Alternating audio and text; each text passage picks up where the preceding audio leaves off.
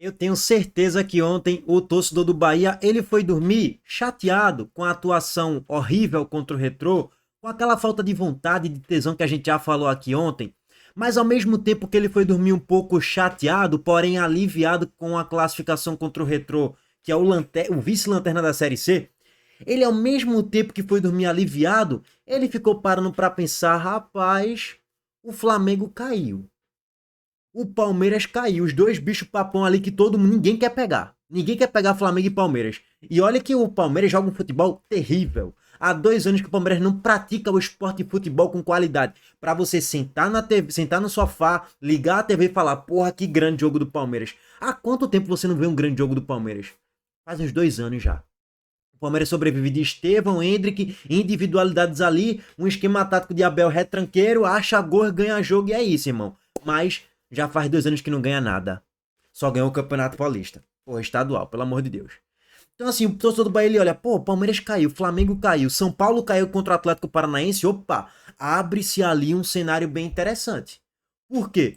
Porque hoje talvez o Vasco caia contra o CSA e talvez o Cruzeiro caia contra o CRB.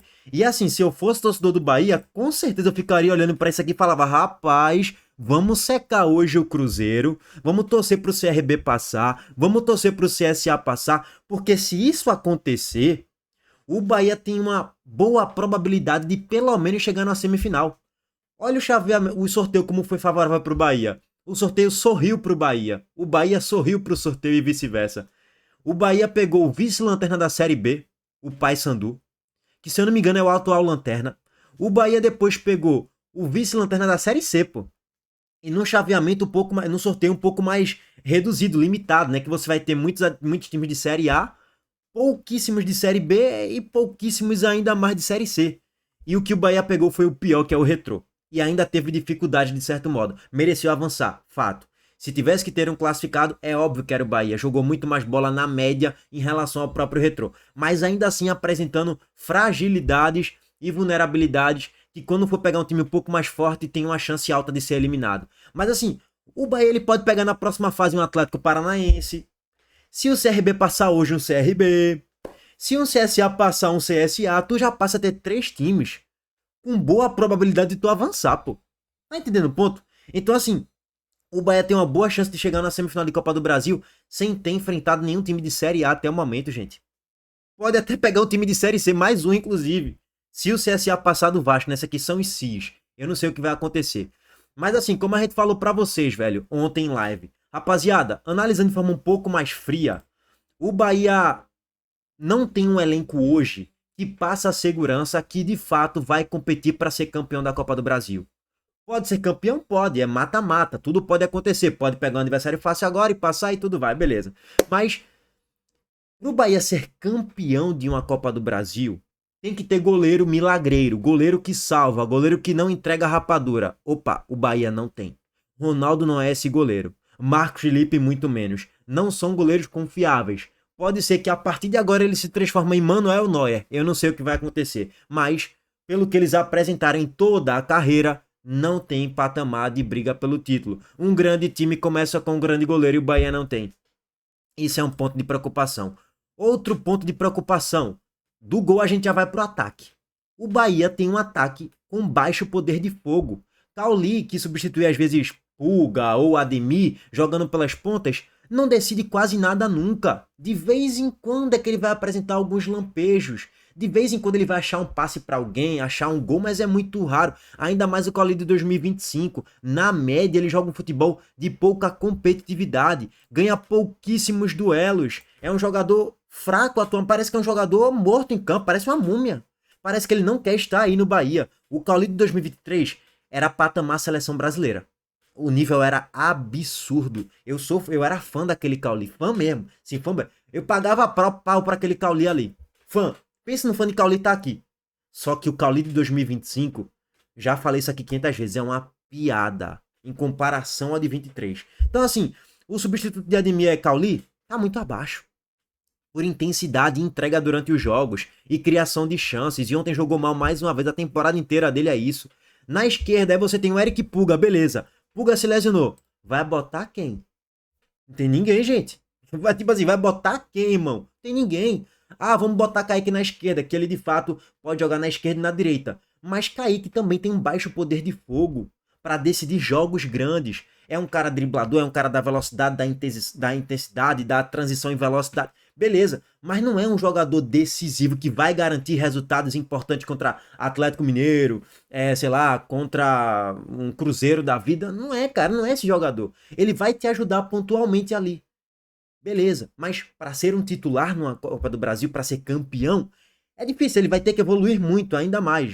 Não dá para projetar muito isso. E aí você vai pro ataque. Lúcio Rodrigues ontem perdeu 3 gols cara a cara, gente. Com finalizações esdrúxulas, na média na temporada, tá muito abaixo. Também é um jogador que não decide na hora do vamos ver. William José oscilando bastante. Então, assim, o Bahia não tem os 2 principais elementos de um time para ser campeão de uma competição nível Copa do Brasil nesse momento. Um goleiro milagreiro que garante resultado, tipo o Everson, que ontem defendeu o pênalti na Copa do Brasil contra o Flamengo e fez o gol da classificação, como ele já garantiu a classificação para o Atlético Mineiro lá na Sul-Americana 2 semanas atrás contra o Bucaramanga. O Atlético Mineiro tem esse goleiro que decide jogo, tanto para a defesa para o ataque, também na cobrança dos pênaltis foi decisivo. O Bahia não tem. E um poder de fogo no ataque do Bahia é baixo. Baixo. Pode ser que, sei lá, ele se transforme em Mbappé, Vinícius Júnior, sei lá, irmão, não sei o que, é que vai acontecer. Mas, pelo que jogam na média, o Bahia é um time que sempre transforma o fácil em difícil, é um time perdedor de gols e é um time que entrega rapadura lá atrás. Tirando isso, assim, o Bahia hoje ele tem um meio campo muito forte, de fato.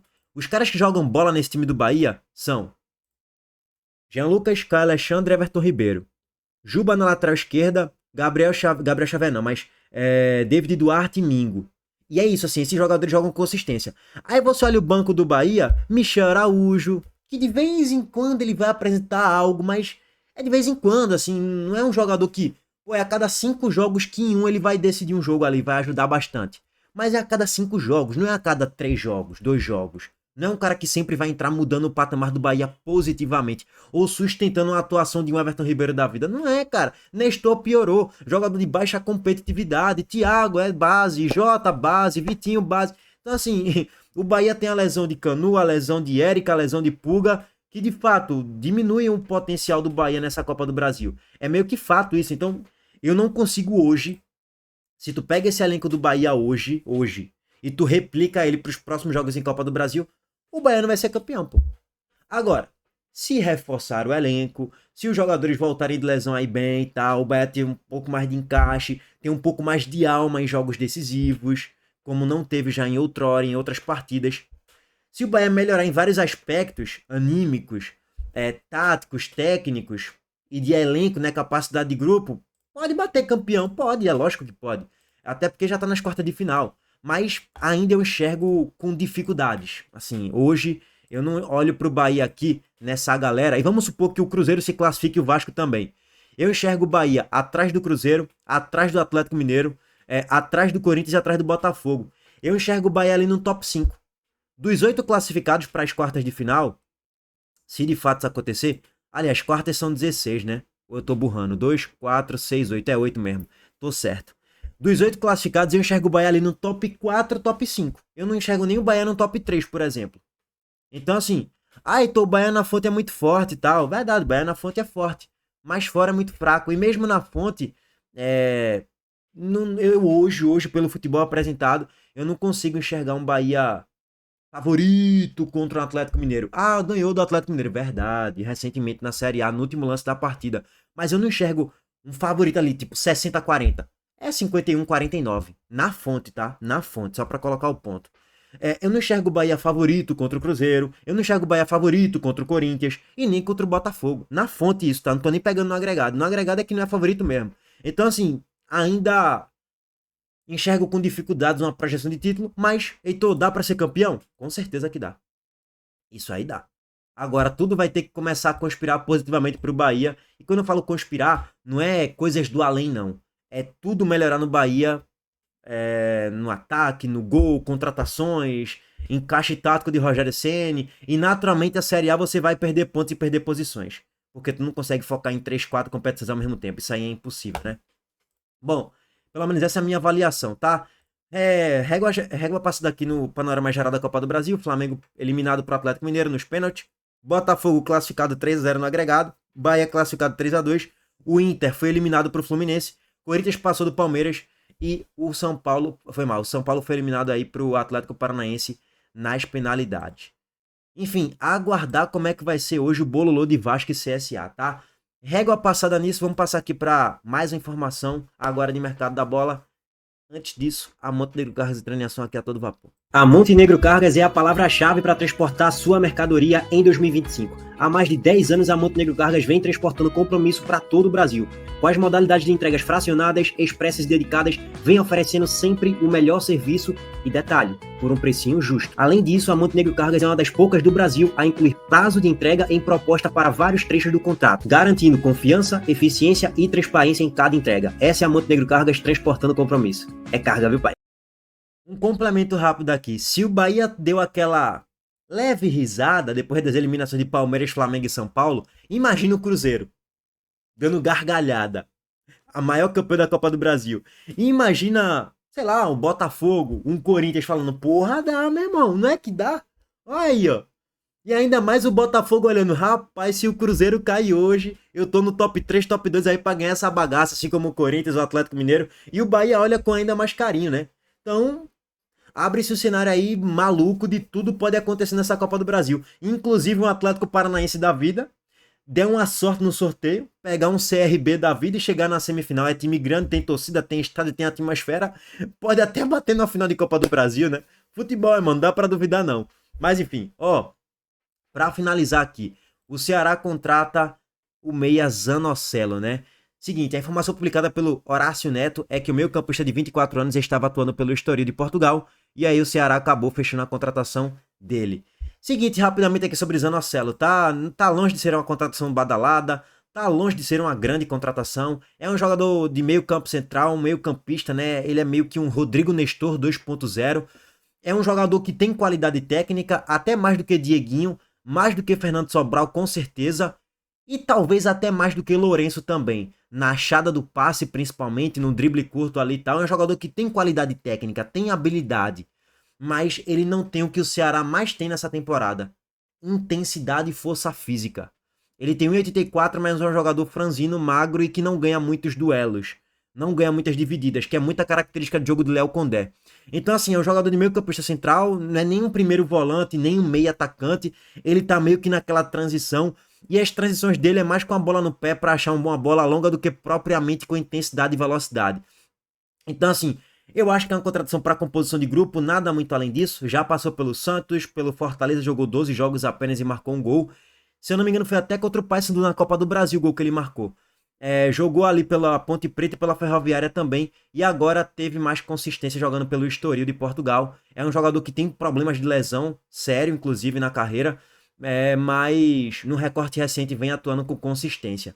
Então, assim, é um jogador que chega para agregar mais ao elenco, mas é para ser banco. Ele hoje ele não é titular na frente de Fernando Sobral, apesar dele ter mais qualidade técnica, Sobral tem mais intensidade física, e ele hoje não é titular muito menos na frente de Dieguinho, por todos os elementos de intensidade, e Dieguinho também tem qualidade técnica.